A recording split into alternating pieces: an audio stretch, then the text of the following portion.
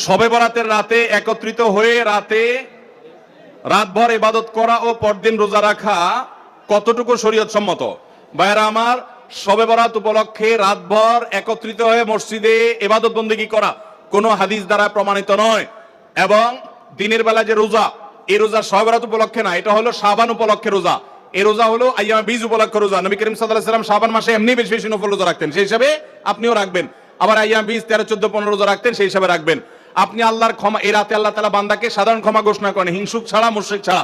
এই রাতের এই ফজিলত পাওয়ার জন্য আপনি চেষ্টা করলে সেটা ভালো, আল্লাহর কাছে ক্ষমা লাভের চেষ্টা করবেন, কিন্তু বেদাতি কোনো পন্থায় না। অনেকে বলে যে এত রাকাত নামাজ, অমুকটা অত সূরা এত রাকাতে পড়তে হবে, এগুলা মন গড়া কথাবার্তা, এগুলার কোনো ভিত্তি কোরআন হাদিসে নাই। আবার অনেকে মনে করে হালুয়া রুটি খাইতে হবে, আতশবাজি করতে হবে, আলোকসজ্জা করতে হবে।